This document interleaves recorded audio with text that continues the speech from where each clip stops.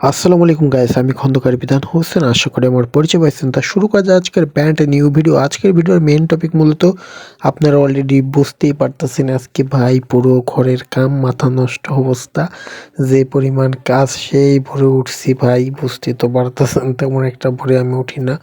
মোটামুটি আমার একুরিয়ামটা ঠিক করব। অনেক দিন ধরে একুরিয়ামটায় মনে করেন যে উপরের কাঠটা নষ্ট হয়ে গেছে, আর কিছু ঘরের কাজ আছে টুকটাক। তা দেখতে পারতেছেন আমি মনে করেন যে আপনার সকালবেলা বের হতে হবে। তা বের হলাম সকালবেলা বাজারের উদ্দেশ্যে। বাজারের থেকে আপনার যে তার কাটা লোহা আনতে হবে। এর জন্য মনে করেন যে কি করব, তাই কি কি লাগবে সেই লিস্টগুলো নিলাম। নেয়ার পরে বাজারের উদ্দেশ্যে বের হয়ে গেছে অলরেডি। তা আপনারা দেখতে পাচ্ছেন পুরো ভিডিওটাই আমরা আজকে কি কি কাজ করছি সেটা আপনাদের দেখাবো। আমরা কিন্তু এই যে প্যারাক নিয়েছি, তিন পদের প্যারাক, 3 সাইজের, আর আঠা আনছি, সুপারগুলো আঠা, আর আপনার কাঠের গুঁড়ি। তো দেখতে পাচ্ছেন আমরা হলো ডিল করতেছি। এটা হলো আপনার সুপার কাজে। এই সুপারটা হলো মূলত নিচে হয়ে গেছে, এর জন্য এটা উঁচা করব। এর জন্য মূলত আমরা এই কাঠটা দিয়ে উঁচা করব।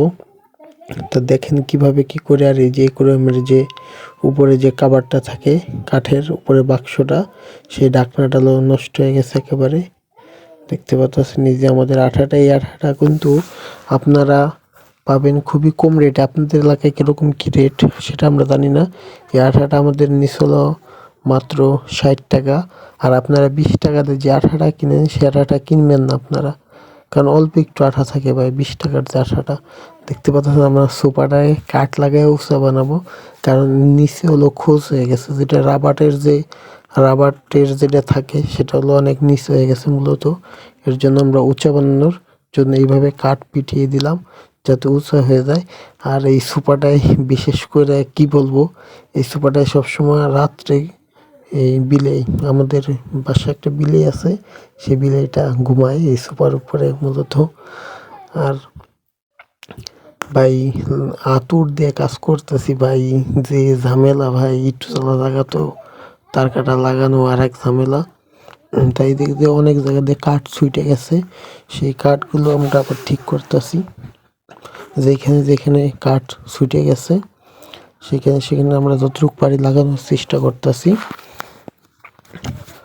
তা এখন হলো মূলত পায়া, এই সুপারটার পায়া মনে করেন যে 2টা পায়া আছে, আর 2টা পায়া হলো ভেঙে গেছে।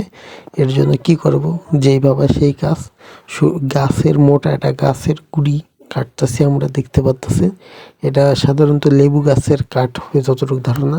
তো এটা কেটে আমরা হলো ওই গোল গোল পিস বানাবো। 2টা পিস বানালে আমাদের ওইটা ওর কাজ হয়ে যাবে মূলত।